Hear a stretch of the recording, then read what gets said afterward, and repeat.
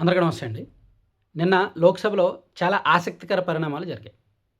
కేంద్రంలో ఎన్డీఏ ప్రభుత్వం అధికారంలోకి వచ్చిన తర్వాత, ప్రధానమంత్రిగా నరేంద్ర మోదీ గారు బాధ్యతలు స్వీకరించిన తర్వాత 12 ఏళ్లలో తొలిసారిగా ఎన్డీఏ ఒక బిల్లు ప్రవేశపెట్టి దాన్ని విజయవంతం చేయడంలో ఓడిపోయింది. సో, ఫస్ట్ టైం ఒక బిల్లు వీగిపోయింది. ఈ 12 ఏళ్లలో ఫస్ట్ టైం ప్రతిపక్షాలు వాదన నెగ్గి వాళ్ళే గెలిచారు. సో, ఇది మహిళలకు వ్యతిరేకం. సో, మహిళా రిజర్వేషన్లకు వ్యతిరేకం. సో, మహిళలకు వీళ్ళు ద్రోహం చేశారు, మోసం చేశారు అని చంద్రబాబు గారు, పవన్ కళ్యాణ్ గారు, నరేంద్ర మోదీ గారు, అమిత్ షా గారితో సహా ఎన్డీఏ పక్షాల నాయకులందరూ కూడా కాంగ్రెస్ మీద అండ్ విపక్ష నాయకుల మీద దుమ్మెత్తిపోస్తున్నారు. అసలు దీనిలో వాస్తవం ఏమిటి అనేది మనం 3 అంశాలు మాట్లాడదాం. 3 అంశాల్లో మాట్లాడదాం. 1, నిన్న ప్రవేశపెట్టిన బిల్లులు ఏమిటి? 2, దక్షిణాదికి అన్యాయం జరుగుతుందా లేదా? 3, అసలు ఉమెన్ రిజర్వేషన్కి దీనికి లింక్ ఏమిటి? బీజేపీ చేసిన మోసం ఏమిటి? ఈ 3 అంశాలు మనం ఒకసారి మాట్లాడదాం. సో, ఫస్ట్ మనం ఇది మాట్లాడాలి అంటే నేను 2023లో ఆమోదించిన ఉమెన్ రిజర్వేషన్ బిల్లుతో మొదలు పెడతా. సో, దీనికి మీరు ఒకసారి పక్కన కొన్ని ఫోటోలు చూడొచ్చు. So, landmark women's reservation bill అని ఒక ఇమేజ్ ఉంది కదా. సో, మీరు 2023లో ఆమోదించిన ఉమెన్ రిజర్వేషన్ బిల్లు మీద కాస్త ఓపికగా స్టడీ చేస్తే, జస్ట్ ఏఐని ఎవరినైనా అడిగితే మీకు ఆ బిల్లును చూపించి ఆ బిల్లులో ఉన్న పాయింట్లు కూడా మీకు వస్తాయన్నమాట. సో, దీని ప్రకారం 3 ఆర్టికల్స్ రూపొందించి 130A, 132A and 134A and ఒక న్యూ క్లాజ్ చేర్చి 239 239AA ఇన్ ద కాన్స్టిట్యూషన్లో సవరణలు చేసి ఆ ఆర్టికల్స్ని చేర్చి చట్టసభల్లో మహిళలకు 33% రిజర్వేషన్లు కల్పిస్తూ 2023లో ఇదే ఎన్డీఏ ప్రభుత్వం పార్లమెంటు ఉభయ సభల్లో కూడా బిల్లులు పెట్టి ఆమోదింపజేసుకొని రాష్ట్రపతి గారు కూడా అప్పుడు సంతకం చేశారు. సో, ఉమెన్ రిజర్వేషన్ అనేది మన దేశంలో 2023లోనే అమల్లోకి వచ్చింది. అయితే సో, ఇక్కడ ఒక చిన్న మెలిక పెట్టింది అప్పట్లో. ఆ మెలిక ఏమిటి అనేది కూడా మీరు ఒకసారి పక్కన చూడండి. Key details of the women reservation act 2023 purpose to amend the constitution via articles 330A and 332A to ensure 33% direct election seats are filled by women and implementation linkage. ఇది చాలా కీలకమండి. ఈ పాయింట్ చూడండి. The act is tied to the first census conducted after the act's commencement, followed by a delimitation exercise to reallocate seats. Timeline. Although effective from April 16, 2026, the specific implementation in election is linked to the next delimitation exercise with discussions about ensuring its roll out by 2029. So, ఇది women రిజర్వేషన్కి సంబంధించి bill. దానిలో వచ్చిన link అంటే మహిళలకు 33% రిజర్వేషన్లు కల్పిస్తూనే తర్వాత జరగబోయే జనాభా లెక్కల ఆధారంగా ఏది ఈ ఉమెన్ రిజర్వేషన్ బిల్లు ఆమోదం పొందిన తర్వాత జరగబోయే జనాభా లెక్కల ఆధారంగా ఆ జనాభా లెక్కల ప్రాతిపదికగా జరిగే పునర్విభజనతో ఉమెన్ రిజర్వేషన్ వస్తుంది. అంటే ఇప్పటికిప్పుడు అంటే ఈ బిల్లు ఆమోదం పొందేసరికి ఉన్న 543 లోక్సభ స్థానాల్లో 33% మహిళలకు ఎవరు? అర్థమైందా? దేశవ్యాప్తంగా ఉన్న చట్టసభ స్థానాల్లో 33% మహిళలకు ఎవరు? జనాభా లెక్కలు జరిగి ఆ జనాభా లెక్కల ఆధారంగా నియోజకవర్గాల పునర్విభజన జరిగితే ఆ పునర్విభజన తర్వాత వచ్చే సీట్లు ఏర్పడతాయి కదా, మొత్తం ఎక్కువ పెరుగుతాయి కదా. సో, వాటిల్లో 33% మహిళలకు ఇస్తారు. అది 2023లో ఆమోదించిన బిల్లులోనే పేర్కొన్న అంశం. మరి ఇప్పుడు ప్రతిపక్షాలు ఎందుకు అడ్డగిస్తున్నాయి? ప్రతిపక్షాలు అసలు ఏ బిల్లును ఆపాయి? అది చూడాలంటే మీరు ఒకసారి పక్కన చూడొచ్చు. 3 bills have been introduced in Lok Sabha on April 16, 2026. ఫస్ట్ది the constitution 131st amendment bill 2026 అంటే 131వ రాజ్యాంగ సవరణ bill. Second, union territories laws amendment bill. Third one, delimitation bill 2026. ఈ 3 బిల్లులు పార్లమెంట్లో ప్రవేశపెట్టారు. ఇందులో మిగిలిన 2 బిల్లులు తర్వాత విషయం.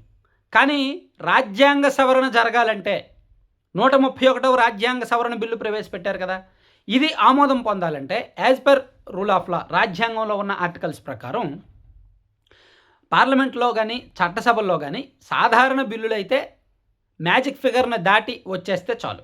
కానీ రాజ్యాంగ సవరణ బిల్లులకు మాత్రం 2/3 మెజారిటీ కావాలి. అంటే 100 మంది సభలో ఉంటే 66 మంది దాన్ని యాక్సెప్ట్ చేయాలి.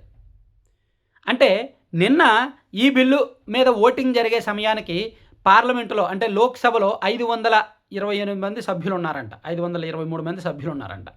వారిలో 298 మంది పాజిటివ్‌గాను, 230 మంది నెగెటివ్‌గాను ఓట్లు వేశారు. అంటే ఆ సమయానికి లోక్సభలో ఉన్న సభ్యుల్లో 2/3 మెజారిటీ అంటే 350 మందికి సుమారుగా 352 మంది అనుకూలంగా ఓట్లేయాలి. కానీ 298 మంది మాత్రమే అనుకూలంగా 293 మంది మాత్రమే అనుకూలంగా ఓట్లేశారు. దాంతో బిల్లు వీగిపోయింది.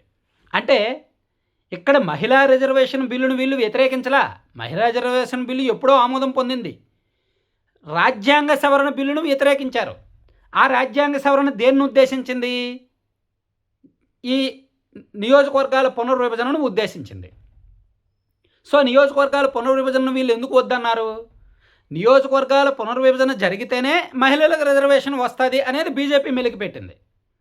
అసలు ఇప్పుడున్న ప్రాతిపదికన నియోజకవర్గాల పునర్విభజన వద్దు, అది మీకు నచ్చినట్టు చేసుకుంటారు, అది మీకు రాజకీయ ప్రయోజనం చేస్తుంది, మీరు వ్యవస్థలను వాడుకుంటారు, దానివలన పునర్విభజనలో చాలా ప్రాంతాలు నష్టపోతాయి, చాలా వర్గాలు నష్టపోతాయి, కాబట్టి వద్దు, మీరు ఈ పునర్విభజనకి మహిళా రిజర్వేషన్కి లింకు తీసేయండి, లింక్ తీసేసి మీరు మహిళా రిజర్వేషన్లు అమలు చేసుకోండి అని ప్రతిపక్షాలు అంటున్నాయి.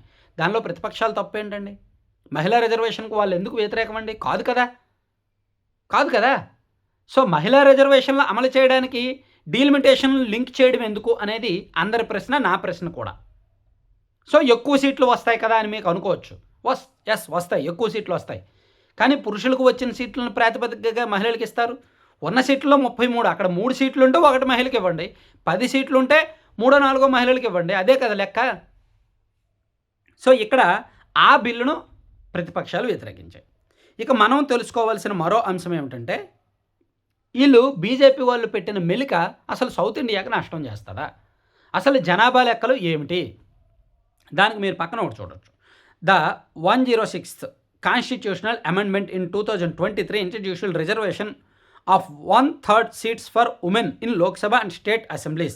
This reservation will be based on the first census after the commencement of the 2023 Act. The reference date for the ongoing census March 1, 2027.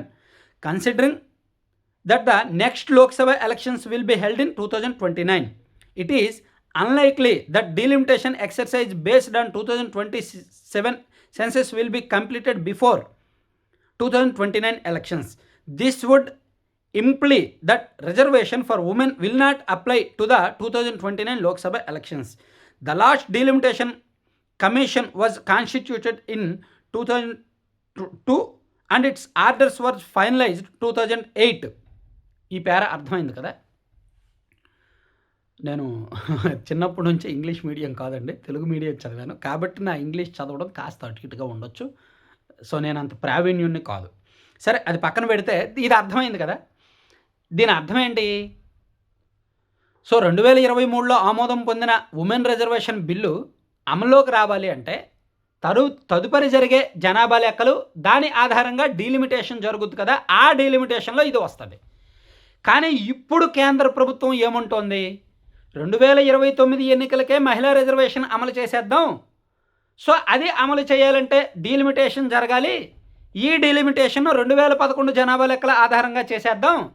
అన్ని రాష్ట్రాల్లో కూడా ఉన్న సీట్లలో 50% పెంచేద్దాం. పార్లమెంట్లో కూడా ఉన్న సీట్లలో 50% పెంచేద్దాం అని అంటోంది.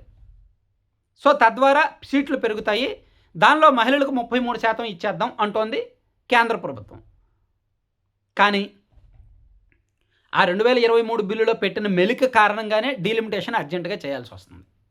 కానీ ఇప్పుడు యాజ్ పర్ రూల్ ప్రకారం వెళ్ళాలంటే 2027 నాటికి జనాభా లెక్కలు పూర్తవుతాయి. ఆ జనాభా లెక్కల ఆధారంగా నియోజకవర్గాల పునర్విభజన జరగాలి అంటే కనీసం 4-5 ఏళ్ళు టైం పడుతుంది. సో 2027లో అయిపోయిన తర్వాత 2029 ఎన్నికలకు పునర్విభజన జరగదు. పునర్విభజన జరగకపోతే మహిళా రిజర్వేషన్లు కూడా జరగదు. సో ఇది జరగాలి అంటే 2032 నాటికో 2033 నాటికో అవుద్ది పునర్విభజన. అంటే 2034 ఎన్నికలకు మహిళా రిజర్వేషన్లు వస్తాయి. కానీ బీజేపీ వాళ్ళు ఏం భావిస్తున్నారు? ఇక్కడ చాలా జాగ్రత్తగా ఆలోచించాలి. 2029 నాటికే మహిళా రిజర్వేషన్లు తెచ్చేయాలి, 2029 నాటికే పునర్విభజన జరిగిపోవాలి అనే ఆలోచనలో ఒక రాజకీయ ప్రయోజనం ఉంది. బీజేపీ వాళ్ళు చూస్తున్న రాజకీయ ప్రయోజనం ఉంది. ఒకటి, మహిళా రిజర్వేషన్లు మేము తెచ్చామని జనంలోకి విస్తృతంగా వెళ్ళొచ్చు. Point number 1. 2, నియోజకవర్గాల పునర్విభజన వాళ్ళకి నచ్చినట్టు వాళ్ళు చేసుకోవచ్చు వ్యవస్థలను వాడుకొని. Point number 2. ఈ 2 కూడా కాంగ్రెస్కు వ్యతిరేకం కాబట్టి చూస్తూ ఎవరు రాజకీయంగా బలహీనపడడానికి, వ్యతిరేకత తెచ్చుకోవడానికి ఇష్టపడరు కాబట్టి రాజ్యాంగ సవరణ బిల్లును కాంగ్రెస్ అండ్ విపక్షాలు అడ్డుకున్నాయి, వ్యతిరేకించాయి. అంటే ఉమెన్ రిజర్వేషన్ను వ్యతిరేకించినట్టు ఎలా అనుకుంటారు? నేను ఒక మెలుగు పెడతా. నేను నా ఛానల్ సబ్స్క్రైబ్ చేసుకున్న మహిళలందరికీ కూడా తలో ₹1,00,000 అకౌంట్కి పంపిస్తాను. సో నా ఛానల్లో నేను పోస్ట్ చేసిన ప్రతి వీడియోకి 2 లక్షలు వ్యూస్ ఇవ్వండి అని నేను మెలుగు పెడతా. 2 లక్షలు వ్యూస్ వస్తేనే నేను మహిళలకు ₹1,00,000 ఇస్తా. ఆ 2 లక్షల వ్యూస్ ఎందుకు ఇవ్వాలి? మీరు కంటెంట్ బాగుంటేనే ఇస్తారు, అంతే కదా. మీ టైం వేస్ట్ చేసుకోరు కదా. జాగ్రత్తగా ఆలోచించండి. సో ప్రతి వీడియోకి 2 లక్షల వ్యూస్ రావాలంటే కంటెంట్ బాగుండాలి అండ్ మీకు సమయం రావాలి. అండ్ 2 లక్షల వ్యూస్ అనేది దాదాపుగా కష్టం ప్రతి వీడియోకి.